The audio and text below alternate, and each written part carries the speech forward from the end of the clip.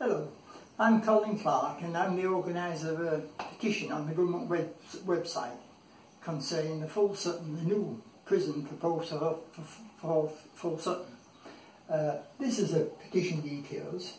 Review plans for a Category C prison at Full Sutton. There's many reasons why plans should be reviewed for this prison application. Looking at the diagrams here illustrates the size of the prison what they're proposing to build. It's about 3 times bigger than Wembley Stadium.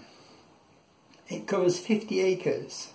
Now it's next to the existing prison, the high security prison here. And it would take up all this space here. This would mean there'd be 2,000 prisoners roughly here altogether. And that would be 4 times the village size population of Full Sutton. So it will become a mega prison village in a sense. The prison will be far bigger population wise than the actual village.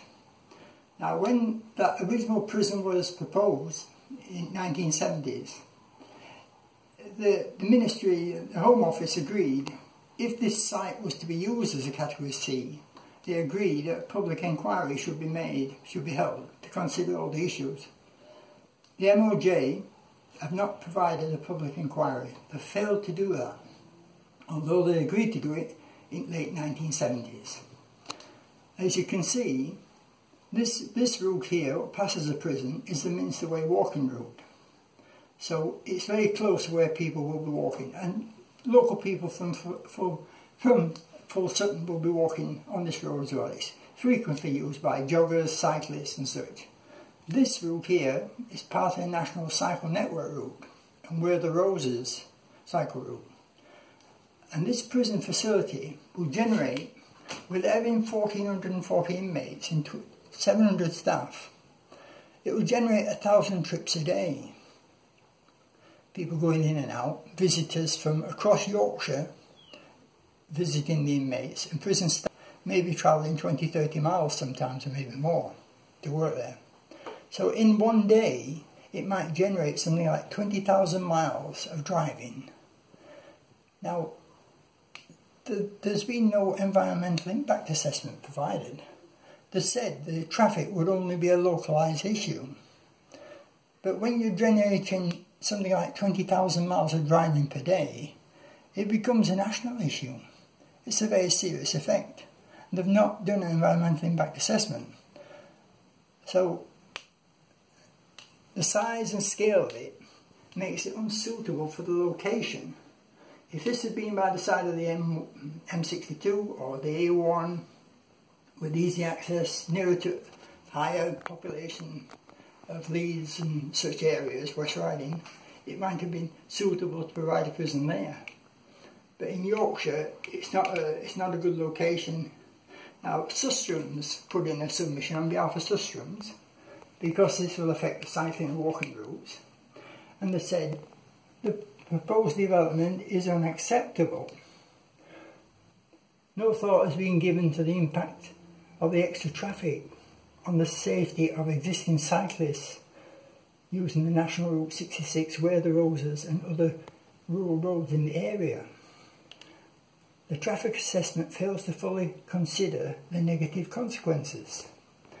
So they've gone ahead and approved these schemes, knowing it will cause damage, and they've not fully assessed the schemes, fully considered the consequences.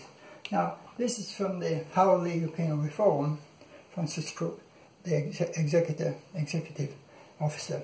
She says, this prison is not needed. The prison would be a huge waste of public money. When you look at the details for England and Wales, in a 12-month period, 74 suicides, 52,000 cases of self-harm. Now, is this prison going to be that much benefit? Because it's going to cause problems and damage to the local area. So, the issue should really be reviewed again, which is what the petition asked for. Now, looking at prisons in the area of Yorkshire, estimated number of existing Category C prisons in Yorkshire. Well, East Riding there has already about 1,550 inmates. North Yorkshire has no. Category C prisoners. South Yorkshire 2,440, West Riding 1,490. Now in proportion to the populations, the East Riding has the highest rate per million people, 2,500 per million. And South Yorkshire 1,700, and West Yorkshire 648. So now then, if you add in the extra prison, what they're proposing, 1,440 extra prisons, that would take it to 2,990 roughly for East Riding, giving a prison rate of about 5,000 prisoners per million people. Now that is approaching the rate what they have in USA, which is about 7,000 prisoners per million people. And their prison system is an absolute disaster.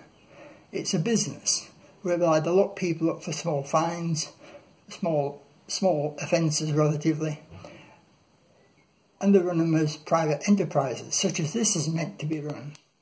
It's not going to be a publicly run prison.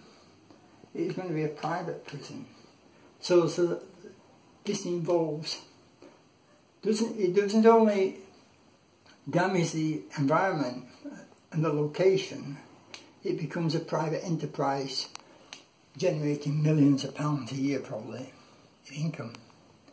Now if you look at the figures down here, for the population of prisoners in UK, a year ago it was about 84,000 prisoners. Now, as of March 2021, 78,000. So the actual number of prisoners have dropped by more than 5,000 in the last 12 months. So where is the need to build this massive big prison and cause all this damage? Now if we look at the failings in the planning process, if we come up here, there's failings occurred. Ministry of Justice, East Riding. They did not disclose there being a previous agreement for the site. Any proposal to develop the remainder of the site as a Category C prison would have to be the subject of a public inquiry, of another public inquiry. They failed to provide that. The MOJ public consultations 2017-2018 failed to provide sufficient time for adequate circulation of information to the public. The MOJ in East Riding allowed October surveys to be used, knowing traffic levels will very likely be lower than the normal typical for the 166. Now from April to September you get the coastal traffic, which is much higher levels, and in October you get Blackpool illuminations, which attracts people to that side of the country. Now the letter from Greg Knight, who objected to the prison, refers to the issue of public inquiry and traffic surveys. Now a traffic survey is very important because the bridge in Stamford Bridge is only a single lane bridge built in 1727, and it carries about 10,000 vehicles per day. And ambulances, the queue in traffic that now occurs can be a mile long. So ambulances have difficulty getting to the bridge. When they get to the bridge, they can't be seen from the other side of the bridge. So they're often delayed due to the volume of traffic. And delays at the bridge with traffic lights can be 2 minutes or before the change signal. So this all amounts to increasing the risk.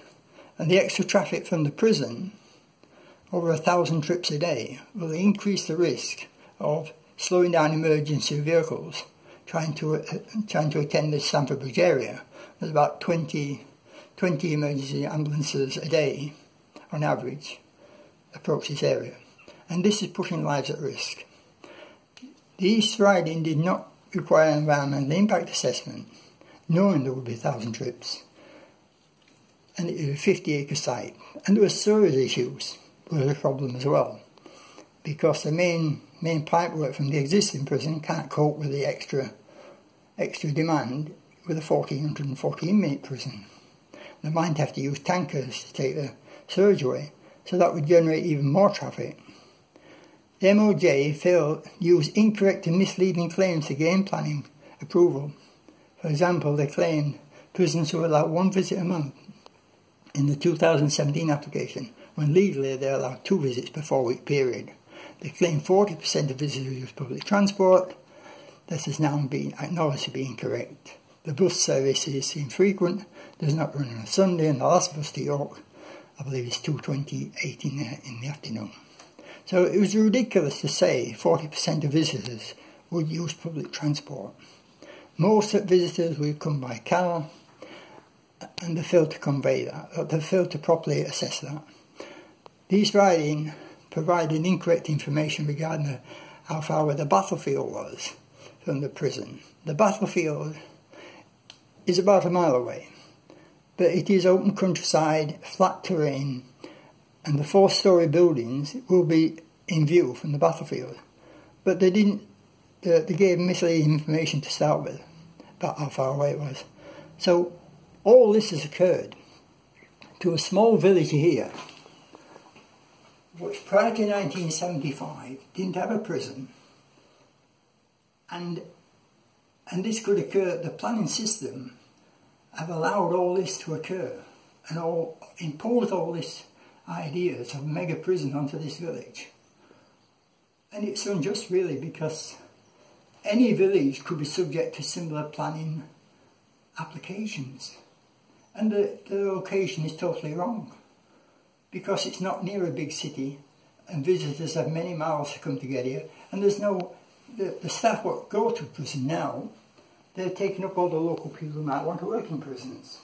So this whole situation now, and the whole planning system, is favouring big developments. And if a big development is not allowed, they've got 3 avenues to object. Now, if there's, as in this case, about 3,000 objections from the public, they haven't got a right to object. They can take it to court on maladministration, but they haven't a right to object, same as the proposers of big projects. So the planning system is very much one-sided, favouring the applicants. And this could apply to any part of the UK, any village or town could be subject to unwarranted applications, and they would be in a weak position to oppose them. So if you can sign the petition, review plans for a category C prison at Full Sutton, it gives you some of the details here. This would be worthwhile, because it does need the Parliament and MPs to seriously look at this proposal and consider this particular location. And with having a high security prison there now, in the Queen's speech she's talked about increasing sentences of high security for serious offences. Well, then you'd want to increase the size of the high security prison, which means using the land for that purpose, not planting on a large prison as they propose. So please support the petition, and hopefully pass on details to your MP to make them aware of this situation, and hopefully it will get reviewed, and perhaps different plans which can be considered, different locations and different plans for this site can be made, and hopefully we get a good result for East Yorkshire and the villages and the people. Thank you very much.